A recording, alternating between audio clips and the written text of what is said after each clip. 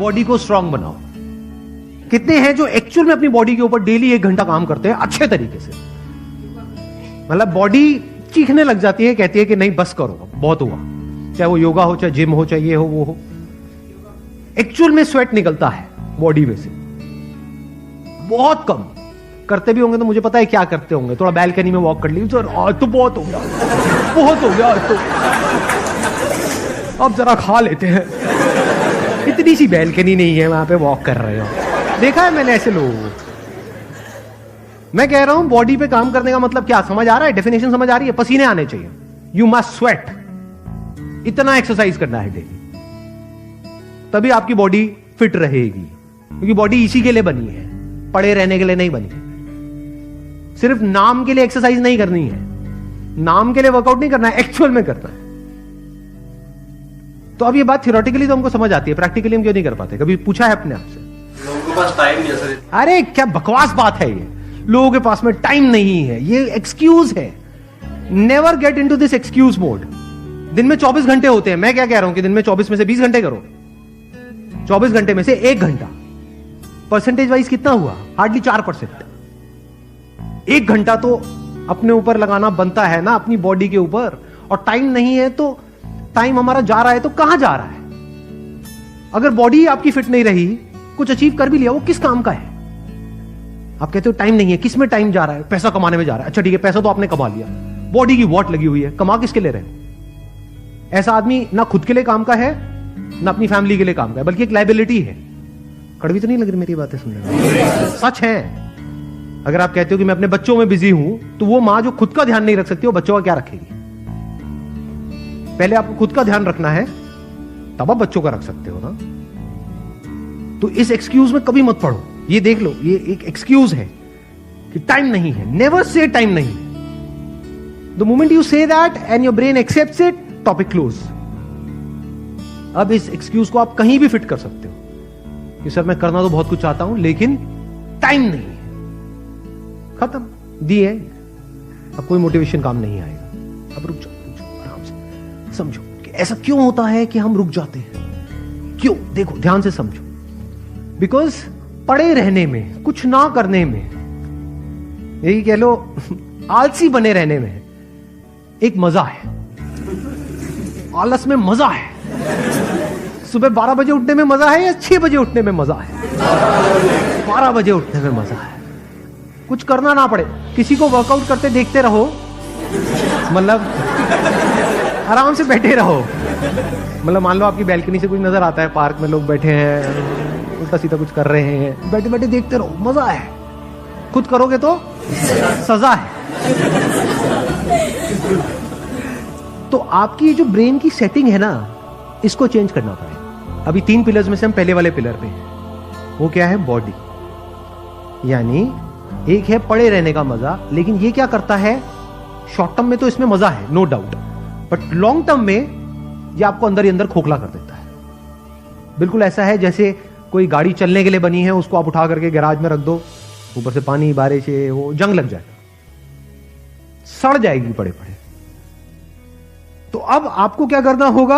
अभी आपको मजा आ रहा है कुछ ना करने में, अगर आपको कुछ करने में मजा आने लग गया, उसमें भी मजा है। ये वो लोग समझ सकते हैं जो एक्चुअल में वर्कआउट करते हैं। बताना मैं सही कह रहा हूं, गलत कह रहा हूं? कि जब जैसे कितने हैं जो जिम करते हैं या किसी तरह का कोई वर्कआउट करते हैं, जब हम अपनी लिमिट्स को पुश करते हैं, जैसे मान लो कोई वर्कआउट कर रहे हैं, कोई पर्टिकुलर एक्सरसाइज कर रहे हैं, 10, 11, 12, 20, जो 21वां 22वां करते हैं, दर्द होता है, लेकिन उस दर्द में मजा है या नहीं है? Your brain must crave for that sweet pain. इसको स्वीट पेन बोल सकते हो। और मजे की बात पता है क्या है? ब्रेन को पता नहीं है कि क्या सही है क्या गलत है। आप जैसे ब्रेन को समझाने लग जाओगे, बिल्कुल एक छोटे बच्चे के जैसा है। बच्चे को जिस सांचे में ढाल दिया वैसे ही डलता चला जाएगा। ब्रेन को अगर आपने ये बोलना शुरू कर दिया, और नहीं यार आज तो बहुत, ये क्या है, तो ब्रेन मान लेगी। ब्रेन उसी तरह के केमिकल्स रिलीज करेगी कि अब आप नहीं कर सकते। बट अगर ब्रेन को आपने 1-2 हफ्ते तक झूठ बोला, ब्रेन को आपने बड़े प्यार से बेवकूफ बनाया, लड़ना नहीं है ब्रेन से, ब्रेन को बड़े प्यार से बोला कि देख बेटा, ये जो पड़ा हुआ है ना, तो इसमें कुछ नहीं है, सोच तू वहां जाएगा, तेरे को कुछ स्वीट पेन मिलेगा, उसके बाद में बॉडी में एक स्ट्रेंथ होगी। जब स्ट्रेंथ होगी तो चल भी रहा होगा तो उसमें एक मजा होगा।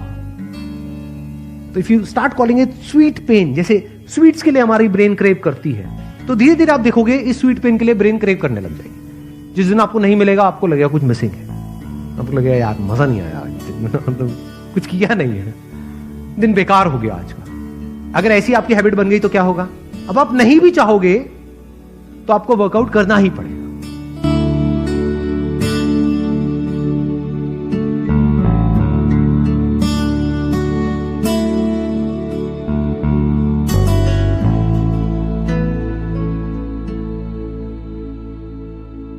देखिए, मैं कोई ज्ञानी नहीं हूं, पर ज्ञान का प्रेमी जरूर हूं। मैं कोई साइंटिस्ट नहीं हूं, पर लाइफ में एक्सपेरिमेंट जरूर करना हूं और उससे सीखता भी हूं। मेरे विचार एप्रीहेंशन से नहीं, ऑब्जर्वेशन से बनते। शिक्षा का महत्व मैंने बचपन से ही देखा है। मेरे माता पिता का मानना था कि ज्ञान वो इन्वेस्टमेंट है जिसका डिविडेंड यानी मुनाफा जीवन के अंत तक मिलता रहता है। मैं ऐसा मानता हूं कि एक सामान्य जिंदगी जीने के लिए इंसान को रोटी कपड़ा और मकान के अलावा अगर किसी चीज की सबसे ज्यादा जरूरत होती है तो वो है शिक्षा, एजुकेशन। आपके पास यदि धन है तो आप उसे गोल्ड में कन्वर्ट कर सकते हैं। धन हो या सोना, दोनों के कम होने का या खो जाने का डर हो सकता है, पर यही धन को अगर हम नॉलेज में कन्वर्ट करते हैं तो वो कभी कम नहीं होगा और ना ही उसकी चोरी हो सकती। Money, ladies and gentleman, anyone can steal, but knowledge can not be stolen from. देखिए, जीवन में मुझे बहुत सी बातों ने प्रभावित किया है। मेरे ये अनुभव सुनने में शायद साधारण लगे, पर इनमें छिपा सार असाधारण है, अनमोल है। यदि मैं आपसे पूछूं कि सबसे शक्तिशाली व्यक्ति कौन है, सबसे शक्तिशाली व्यक्ति कौन है, तो कोई कहेगा कि जिसके पास पावर है, वेपन्स है, शस्त्र है, धन है, किसी देश का राजा या किसी सल्तनत का वारिस है। मेरा ऐसा मानना है कि वेपन्स, मनी किसी को पावरफुल नहीं बनाते, या अगर बनाते भी हैं तो कुछ समय के लिए ही बना पाते। दौलत आज होगी कल नहीं। शस्त्र का ज्ञान तभी तक काम आएगा जब तक वो